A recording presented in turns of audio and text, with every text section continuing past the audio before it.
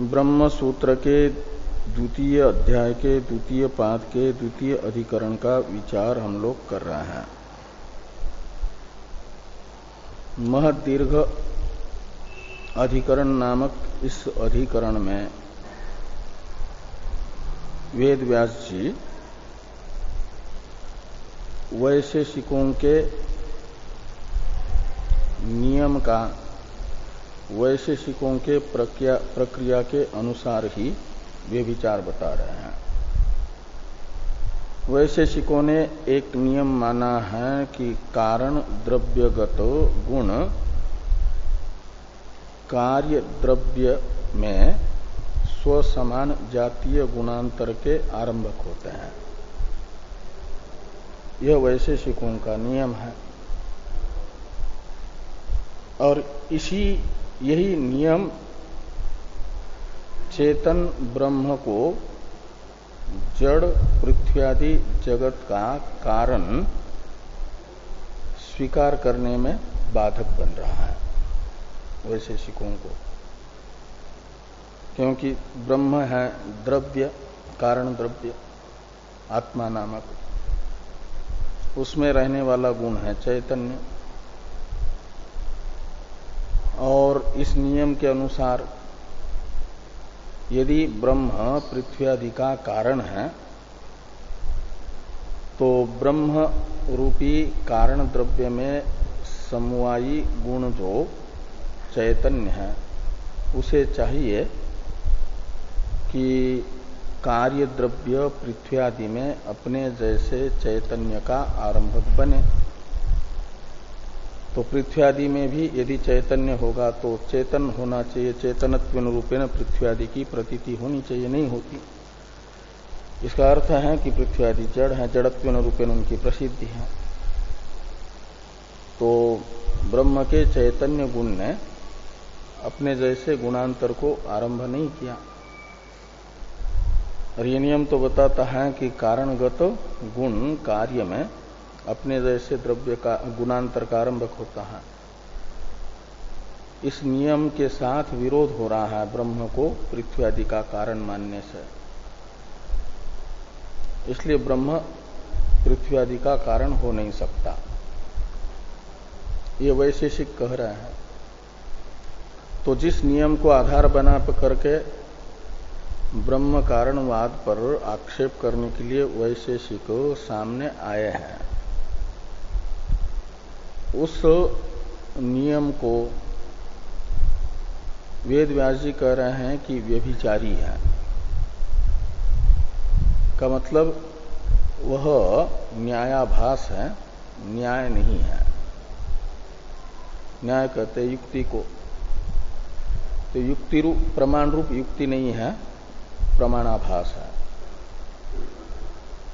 और ये उन्हीं की प्रक्रिया के अनुसार इस युक्ति में युक्त्याभासत्व दिखाया जा रहा है। इस अभिप्राय से भाष्य में भाष्यकार भगवान कहते हैं कि ये सा तेसाम प्रक्रिया, वैशेषिकों की यह प्रक्रिया है, विधा है, प्रकार है।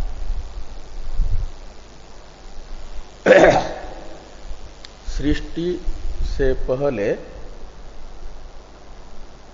कारण द्रव्य जो परमाणु है, कार्य द्रव्य द्वेनुकादि का आरंभ वैशेषिक प्रक्रिया के अनुसार जिनसे होता है वे हैं पृथ्वी आदि के परमाणु। और पृथ्वी आदि के परमाणुओं में वे हैं कारण द्रव्य। सृष्टि से पहले की अवस्था है कि वे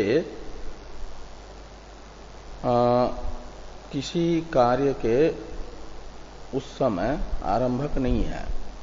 कंचित कालम अनारब्ध कार्या तिष्ठन्ति, इससे बताया था।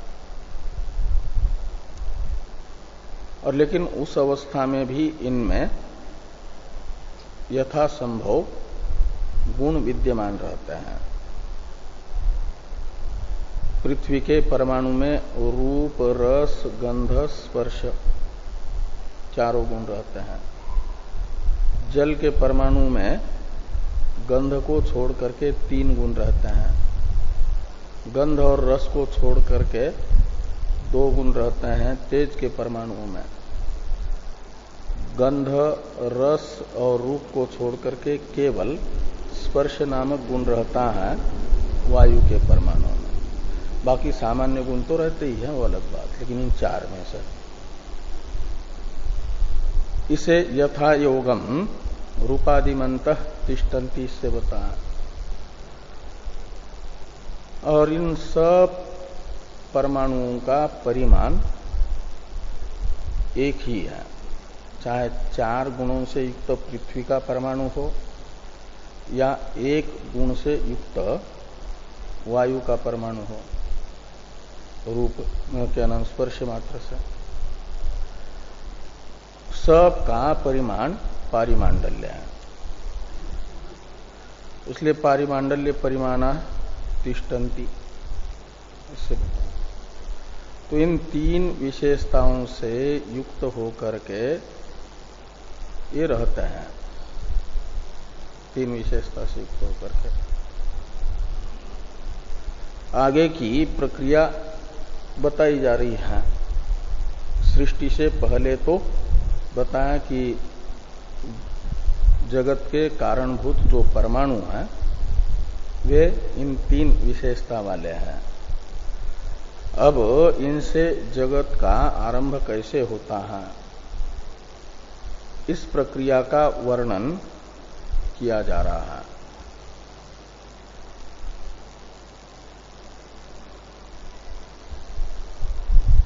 तो आगे कहते हैं तेज भाष्य में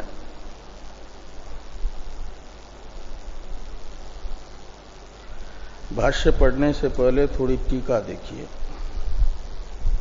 येषा इत्यादि ना, इस प्रतीक के बाद वाली जो टीका है, यद्यपि न विलक्षणत्वात् इत्यत्र चेतनात् अचेतन सर्ग साधित, चेतन से अचेतन जगत की उत्पत्ति न विलक्षणत्वात् इस अधिकरण में बता दी गई, प्रथम पाद के 3य अधिकरण में। और यहां पर भी वैशेषिक चेतन ब्रह्म से जगत की उत्पत्ति पर आक्षेप कर रहा है। तो चेतन ब्रह्म से जड़ जगत की उत्पत्ति पर जो आक्षेप था सांख्यों का, उसका समाधान तो न विलक्षणत्वात् इत्यादि से हो चुका है। फिर चेतन से अचेतन की उत्पत्ति का समर्थन करेंगे तो पुनरुक्ति हो जाएगी, पिष्ट पेशन हो जाएगा।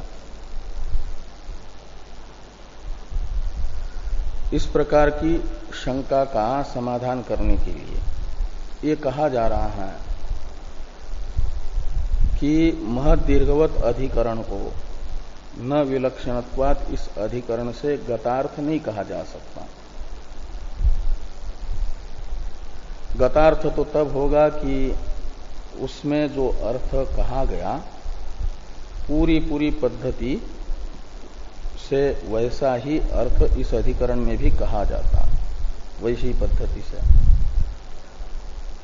लेकिन यहां पर तो ये बताना है, तथापि इत्यादि से कह रहे हैं कि तथापि वैशेषिक न्यायस्य तदीय प्रक्रियया व्यभिचारोक्त्यर्थत्वात् अस्य सूत्रस्य न गतार्थता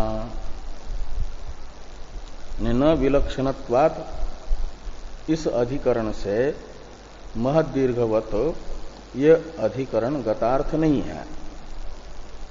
क्यों गतार्थ नहीं है? कहते इसलिए कि उस अधिकरण की अपेक्षा थोड़ी इस अधिकरण में विलक्षणता है।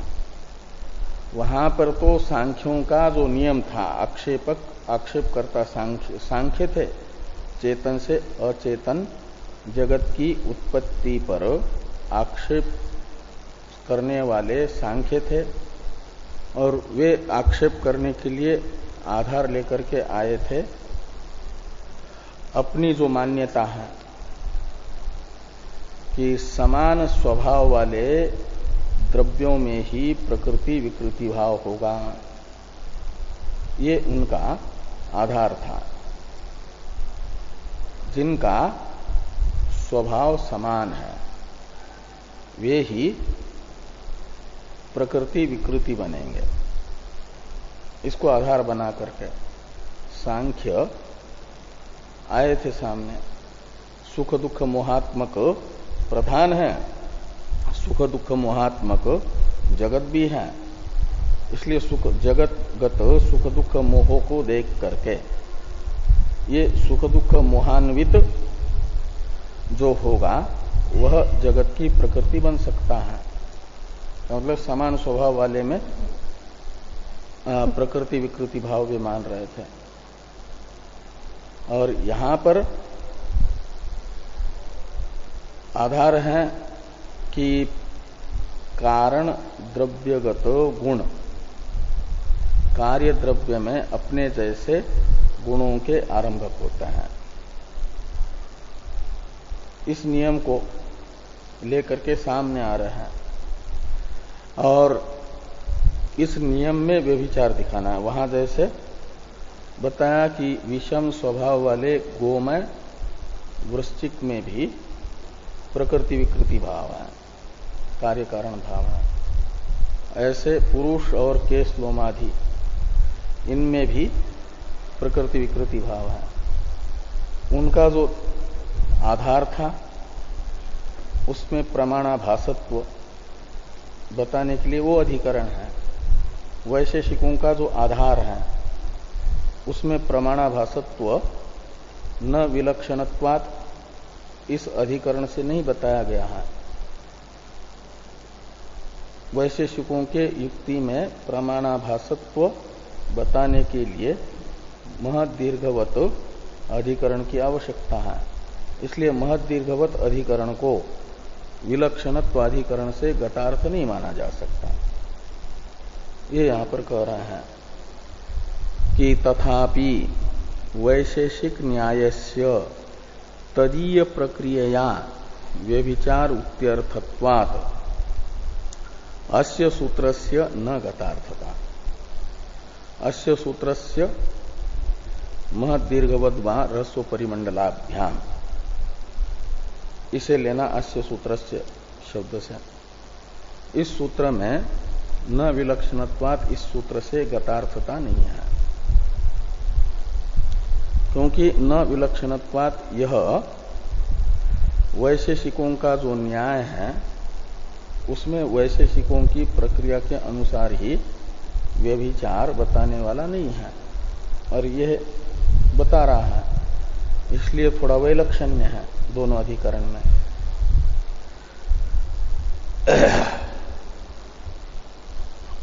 और एक वाक्य है टीका में जो भाष्य में कहा गया अभी तक, परमाणव किल कंचित कालम अनारब्ध कार्य से लेकर के पारिमांडल्य परिमाणाश्च तिष्ठन्ति, ये जो एक वाक्य था पहला वाक्य भाष्य में, उसका अर्थ कर रहे हैं टीकाकार।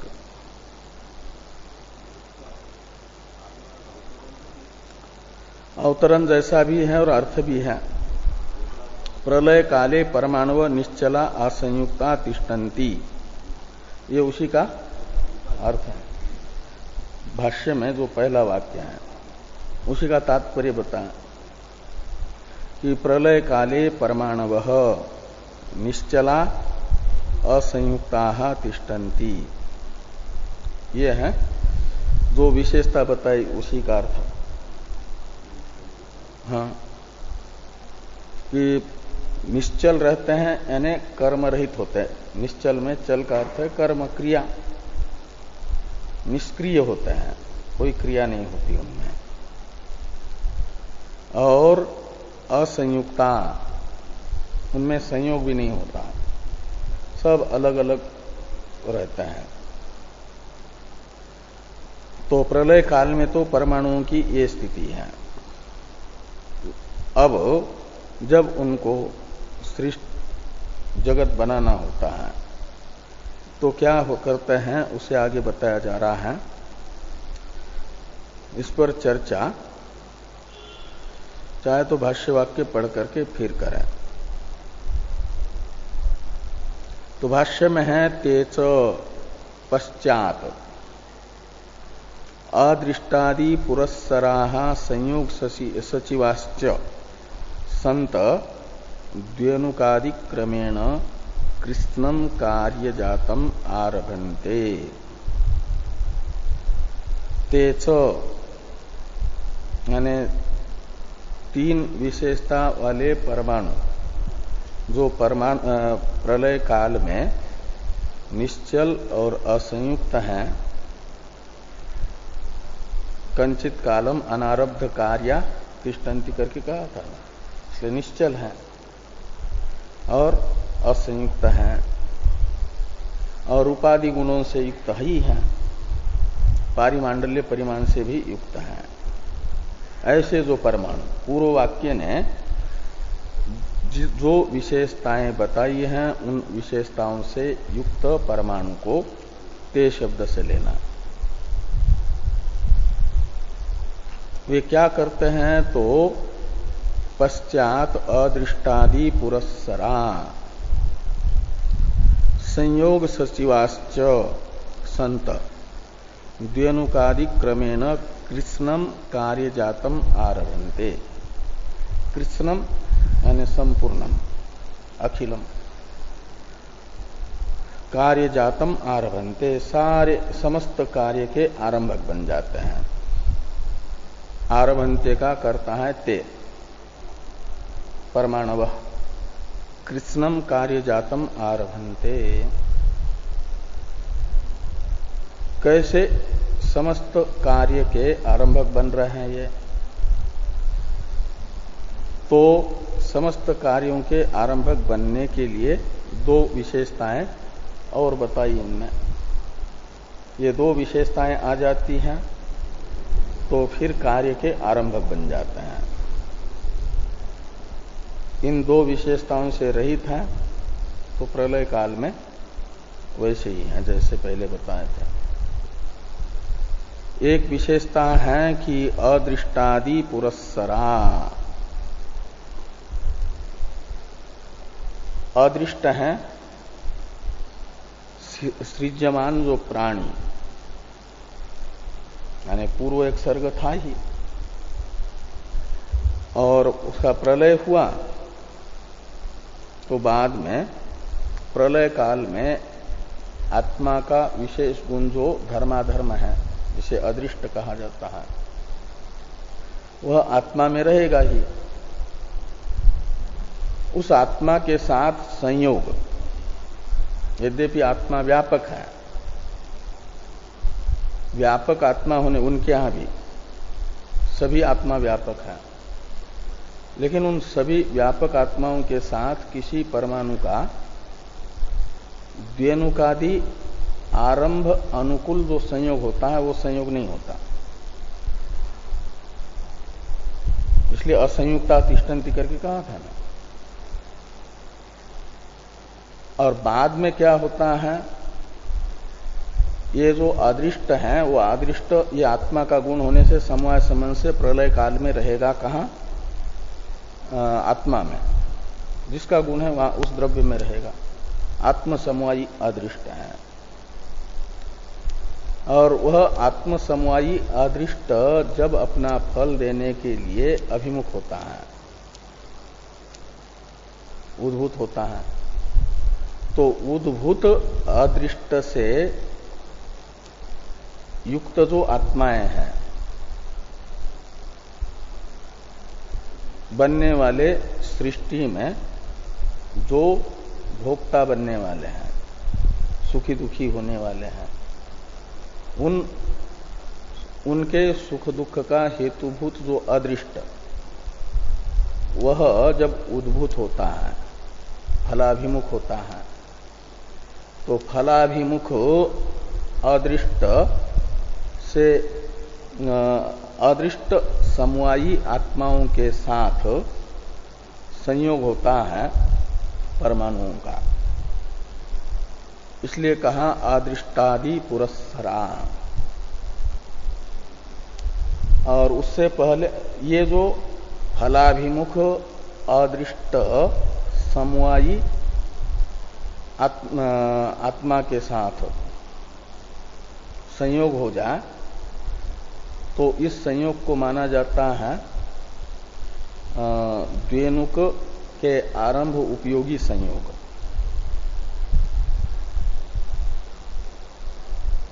तो ये अदृष्टादि पुरस्सरा और संयोग सचिवा, मतलब आत्मा के साथ इन द्वेनुकों का पहले संयोग हुआ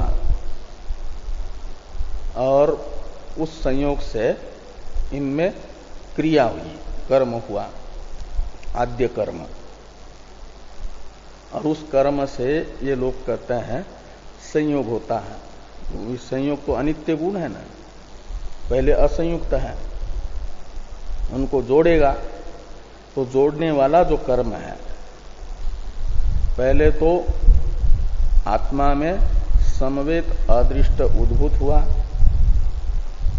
और उस उद्भूत अदृष्ट से युक्त आत्माओं का परमाणुओं से संयोग हुआ और उन दो परमाणुओं को जोड़ने वाला कर्म उत्पन्न हुआ और उस कर्म ने दो परमाणुओं को जोड़ा। ये जो जुड़े हुए दो परमाणु हैं उनका जो आपस में संयोग है वो है सचिव, यानी सहयोगी। उपादान कारण तो दो परमाणु हैं और असमवायी कारण है द्वेनुक का, उन दोनों का जो संयोग हुआ उसे कहा जा रहा है संयोग सचिवा। यानी वो असमवायी कारण जो दो परमाणुओं का संयोग है वो बन जाता है तो द्वेनुक का निर्माण हो जाता है। समवायी कारण हुए दो परमाणु, दो परमाणुओं का आपस में संयोग हुआ सचिव, जिसे असमवायी कारण नाम से कहते हैं वैशेषिक।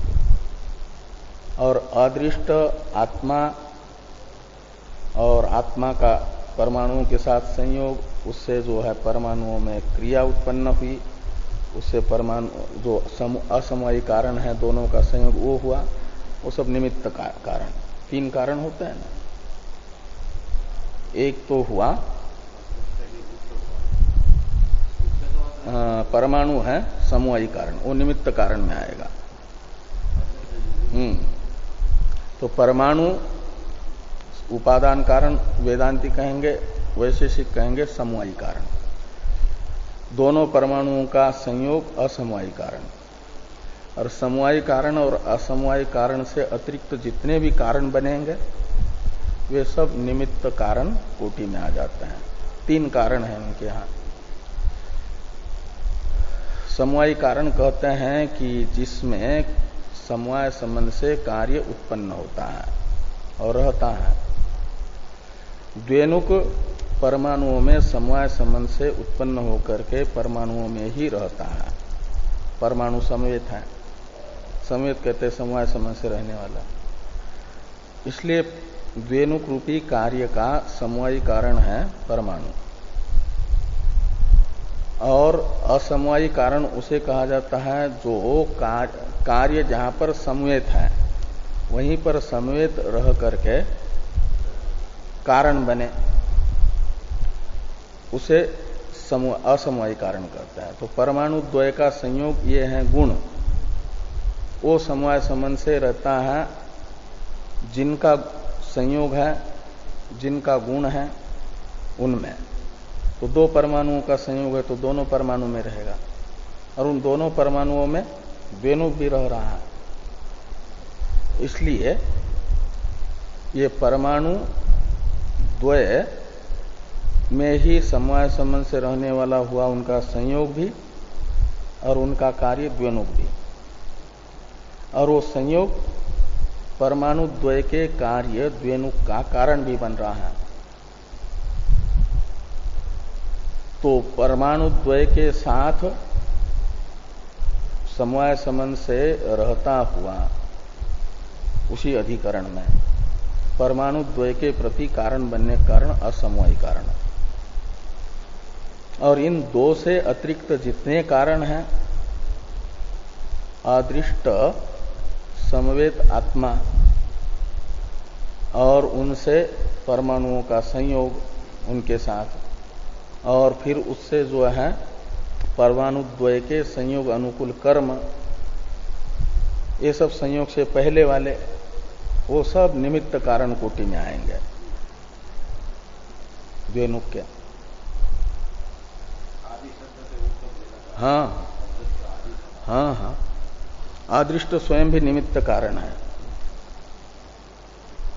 तो ये कहा कि पस्तेच पश्चात अदृष्टादि पुरस्सरा और संयोग सचिवाश्च संत द्व्यनुकादि क्रमेण कृष्णम कार्य जातम आरभन्ते, समस्त जगत के आरंभक बनते, लेकिन क्रम से, पहले द्व्यनुक फिर त्रियणुक फिर चतुर्मुख, इस क्रम से सारा जगत बनेगा, कार्य द्रव्य बनेगा। उनकी प्रक्रिया बताई जा रही है। कार्य द्रव्य का आरंभ कैसे होता है इसे इस वाक्य से बताया। तेज पश्चात अदृष्टादि पुरस्सरा से लेकर के कार्य जातम आरभन्ते, यहां तक का जो वाक्य है, कारण द्रव्य से कार्य द्रव्य कैसे बनते हैं वो पद्धति बताने वाला हुआ। केवल द्रव्यात्मक एक ही पदार्थ नहीं है, 7 पदार्थ है ना उनके यहां, द्रव्य गुण कर्म सामान्य विशेष समवाय अभाव। उनमें से कार्यात्मक पदार्थ हैं द्रव्य भी। द्रव्य भी सभी के सभी कार्यात्मक नहीं होते, 4 ही होते हैं, द्व्यनुकादि रूप पृथ्वी जल तेज वायु। ये द्व्यनुकादि रूप इन चारों को कार्यात्मक द्रव्य कहा जाता है। उनका आरंभ कैसे होगा इसे सामान्य रूप से अभी इस वाक्य से बताया। गुण भी कार्यात्मक होते हैं। गुण नाम का जो द्वितीय पदार्थ है उसमें भी कुछ 24 गुणों में कुछ गुण नित्य हैं, कुछ अनित्य हैं। अनित्य गुण कार्यात्मक है। उनका आरंभ कैसे होगा गुणों का, उसे बताया जा रहा है। तो वैशेषिक प्रक्रिया के अनुसार कारण गुणाश्च कार्ये गुणांतरम, पूर्व वाक्य से आरभन्ते ये क्रियापद ले आई है। कारण गुणाश्च कार्ये गुणांतरम आरभन्ते, कारण के जो गुण हैं, कारण यानी कारण द्रव्य के जो गुण वे कार्य द्रव्य में अपने जैसे गुणांतर के आरंभक होते हैं, उनको बनाते हैं।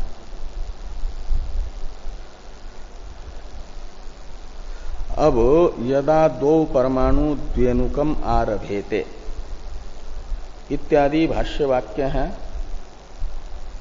पहले 2 भाष्य में जो वाक्य आए थे और कारण गुणाश्च, ये 2 वाक्य, ये सामान्य रूप से द्रव्य का आरंभ कैसे होता है, सामान्य रूप से गुणों का आरंभ कैसे होता है, इसे बताने वाले थे। अब विशेष विशेष द्रव्य का आरंभ कैसे हो रहा है वैशेषिक प्रक्रिया के अनुसार, और गुण विशेषों का आरंभ भी कैसे होता है, इसे बताने के लिए आगे वाले वाक्य हैं यदा 2 इत्यादि। उसका अवतरण टीका में है तो सर्ग काले च, पहले वाक्य को चाहे तो इसके साथ भी पढ़ सकते हैं कि प्रलय काले परमाणव निश्चला असंयुक्ता तिष्ठन्ति, सर्ग काले च अदृष्टवद आत्मसंयोगात् तेषु कर्म भवति, तेन संयोगात् द्रव्यांतर सृष्टिर्भवति, कारण गुणाः कार्ये गुणांतरम आरभन्ते इति सामान्येन प्रक्रियाम उक्त्वा विशेषतः ताम आह यदा द्वाविति।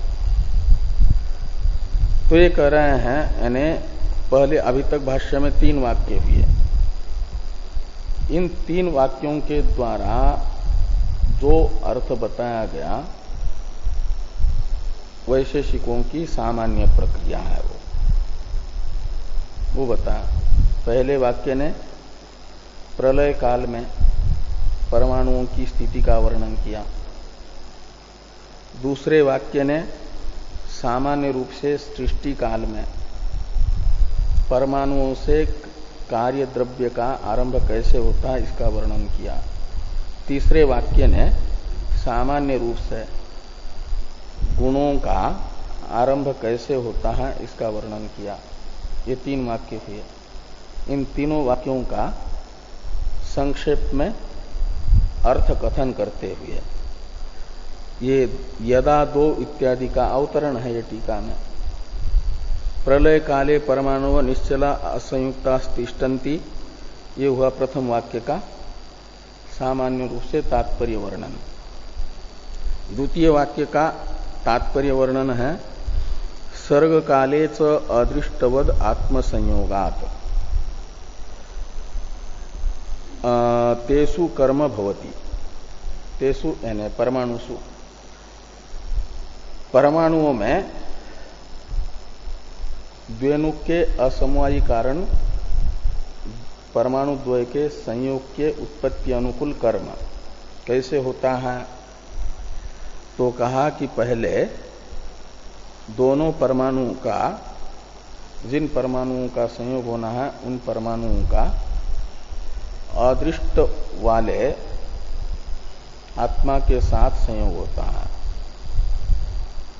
फलाभिमुख जो अदृष्ट धर्माधर्म और वह समवाय संबंध से जिन आत्माओं में रह रहा है उन आत्माओं के साथ परमाणु द्वय का संयोग होता है, और वह संयोग 2 परमाणुओं में फिर आपस में जोड़ने वाला जो कर्म है वो कर्म उत्पन्न करता है। उसे यहां पर बताया कि सर्ग काले च अदृष्टवद आत्मसंयोगात् तेषु कर्म भवति, परमाणुषु कर्म भवति, और उस कर्म से परमाणु द्वय आपस में जुड़ जाते हैं। उन 2 परमाणुओं का संयोग होने से पहले 2 परमाणुओं में क्रिया उत्पन्न हो रही है, अलग अलग थे ना, तो उनमें क्रिया होनी चाहिए आपस में एक दूसरे के पास आने के लिए। वो जो क्रिया है संयोग की हेतु होता कर्म, वो कैसे हुआ, तो आत्मसंयोग से। कैसे आत्मसंयोग से, अदृष्टवद आत्मसंयोग से। तो ये कहा कि अदृष्टवद आत्मसंयोगात् तेषु कर्म भवति, और तेन संयोगात्, तेन ये सर्वनाम है तृतीयांत परामर्शक, जो परमाणुओं में कर्म उत्पन्न हुआ उस कर्म का परामर्शक है। कर्म भवति करके जो कहा ना, वो कर्म किस में हुआ, परमाणुओं में। तो परमाणुओं में उत्पन्न हुआ जो कर्म, उस कर्म के द्वारा परमाणुओं में फिर संयोग होता है। आगे कहते हैं कि तेन संयोगात द्रव्यांतर सृष्टिर्भवति, वो कर्म जो है 2 परमाणुओं का संयोग करता है और उस संयोग से द्वेनुक का आरंभ होता है। तो द्रव्यांतर शब्द से लेना परमाणुओं से भिन्न द्रव्य द्वेनुक, और फिर वो द्वेनुकों में ऐसा ही होगा तो त्रेणुक, ये दूसरे दूसरे द्रव्यों का आरंभ ऐसे होता है। ये तेज भाष्यस्थ जो दूसरा वाक्य था, कार्य द्रव्यम आरभन्ते, कार्य जातम आरभन्ते, उसका यह तात्पर्य अर्थ टीका में वर्णन हुआ ना। तीसरा जो वाक्य है उसका तात्पर्य वर्णन कर रहा है। कारण गुणा कार्ये गुणांतरम आरभन्ते। ये जो कारण गुणाश्च कार्य गुणांतरम आरभन्ते, उस वाक्य का अर्थ बता कि समवायी कारण जो परमाणु आदि और उनमें रहने वाले जो गुण शुक्ल रूपादि, वे कार्य द्रव्य द्व्यनुक आदि में शुक्ल रूपादि गुणांतर का आरंभ करते हैं, गुणांतर को बनाते हैं, कारण बनते हैं। कहते हैं इति, यानी इन तीन वाक्यों से सामान्यन प्रक्रिया उक्त्वा, सामान्य रूप से द्रव्य तथा गुणों के आरंभ की प्रक्रिया को बता करके विशेषतः ताम आह, विशेष रूप से द्रव्य आरंभक तथा गुणारंभक प्रक्रिया को बताया जा रहा है यदा दो इत्यादि से।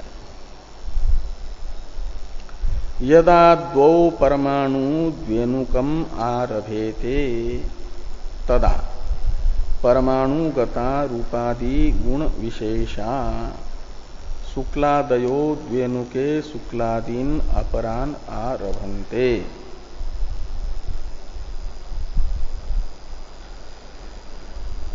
तो ये कह रहे हैं तो यदा दो परमाणु द्व्यनुकम आरभेते, दो परमाणु आपस में जुड़ जाते हैं तो द्व्यनुक का आरंभ होता है, द्व्यनुक बन जाता है।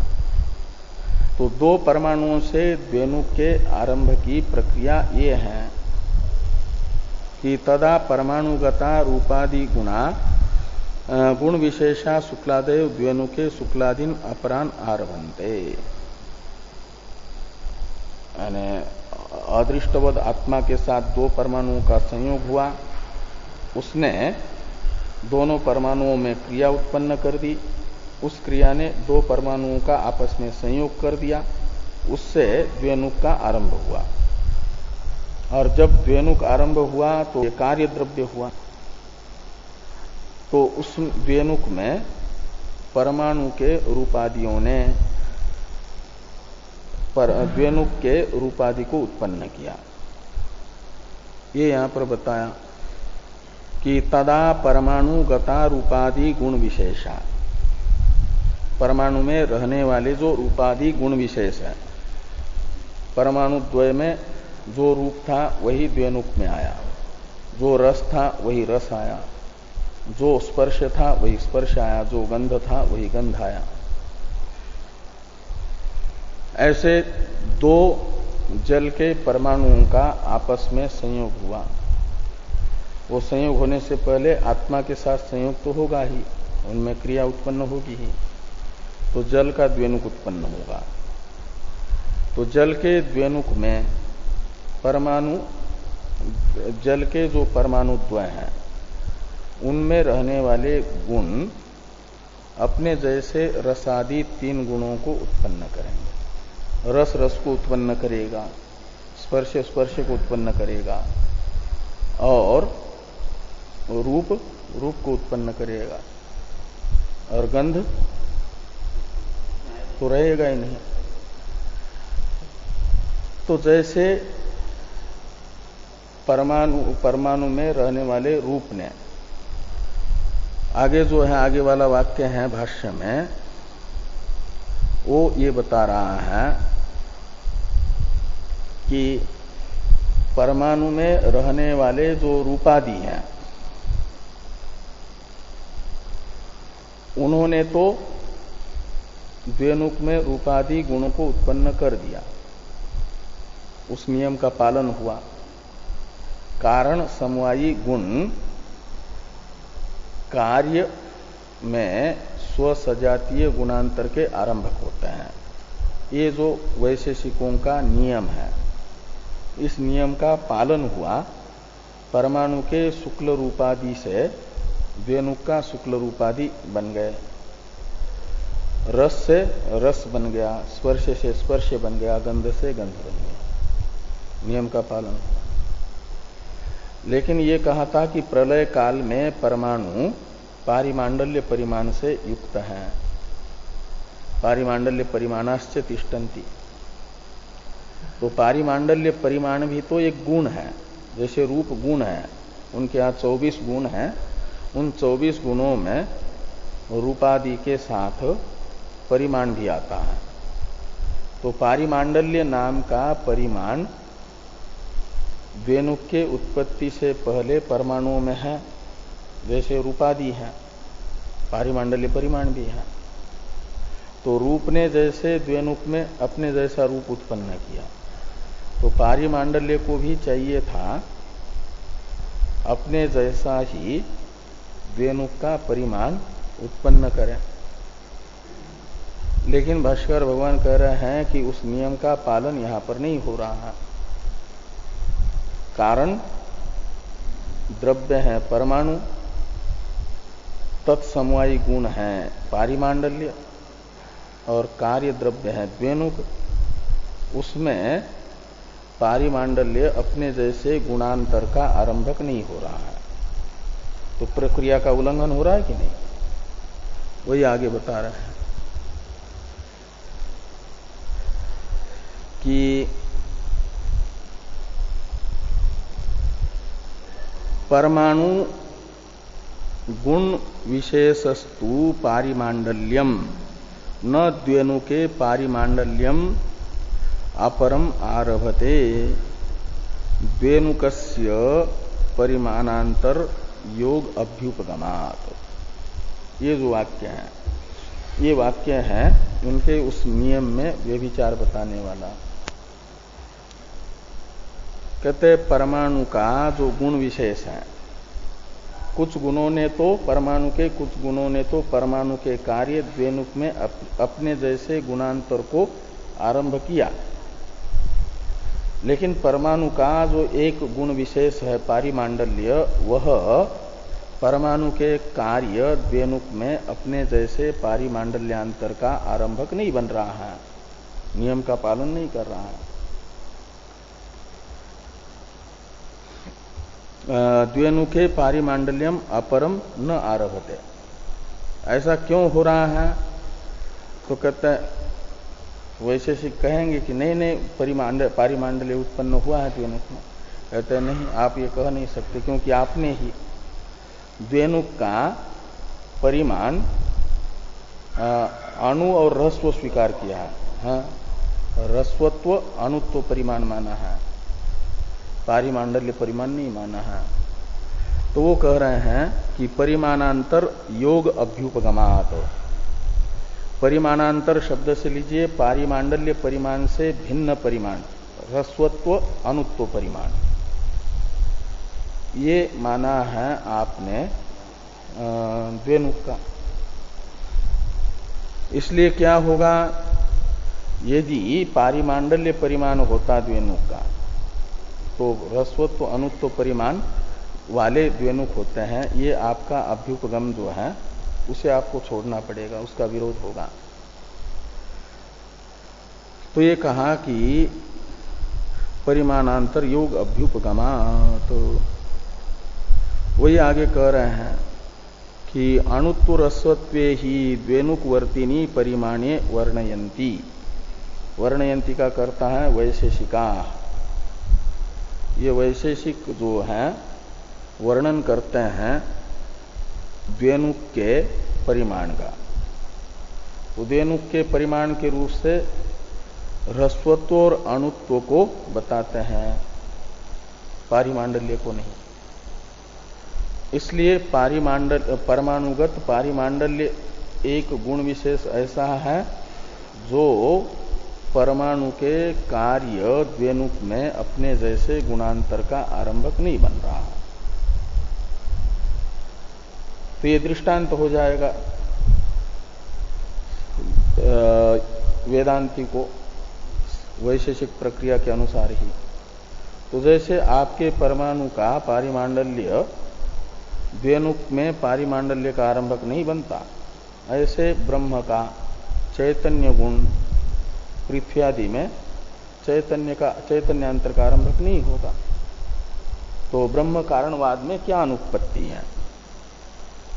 परमाणु के गुण द्वेनुक में गुणांतर के आरंभक न होने पर भी आप परमाणु को कारण मान रहे हो, कार्य कारण भाव स्वीकार कर ही रहे हो। ऐसे ब्रह्म का चैतन्य गुण पृथ्वी आदि में चैतन्यांतर का आरंभक न होने पर भी ब्रह्म प्राकृतिक ही जगत है।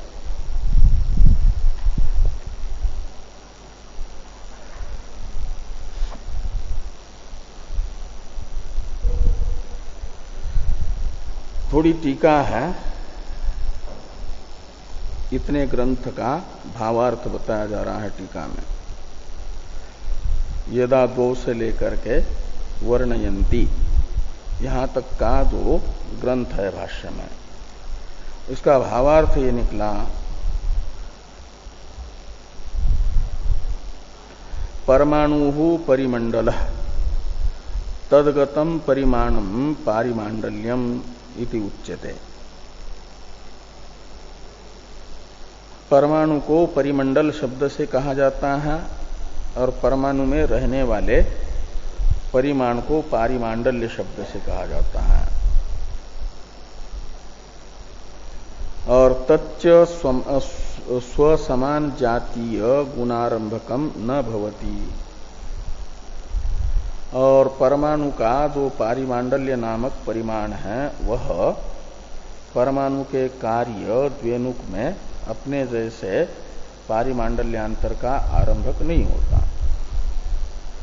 इसलिए व्यभिचार हो रहा है। ये कह रहे हैं कि इति उक्त न्यायस्य व्यभिचार इति भाव। उक्त न्याय है कारण समवायी गुण कार्य में स्वसजातीय गुणांतर के आरंभक होते हैं। ये जो उक्त न्याय है वैशेषिकों का, इसका व्यभिचार यहां पर हुआ। और व्यभिचार होता है तो वह न्याय यानी युक्ति प्रमाण न होकर के प्रमाणाभास होगी। युक्त्याभास उसे कहा जाएगा। और युक्त्याभास के साथ विरोध दोषावह नहीं माना जाता। प्रमाणाभास का विरोध क्या है? केवल यहीं पर व्यभिचार है इस नियम का, ऐसी बात नहीं। और भी स्थल है जहां पर इस नियम का व्यभिचार हो रहा है। इसे भाष्यकार भगवान यदापि द्वे द्वेनु के इत्यादि वाक्यांतर से बता रहे हैं। उसका अवतरण है टीका में कि व्यभिचार स्थलांतरम आह यदापि द्वे इति। यदापि द्वे इत्यादि वाक्य से इस नियम का व्यभिचार और स्थान पर भी जहां हो रहा है वह स्थलांतर बताया जा रहा है। इस पर चर्चा हम लोग करते हैं कल।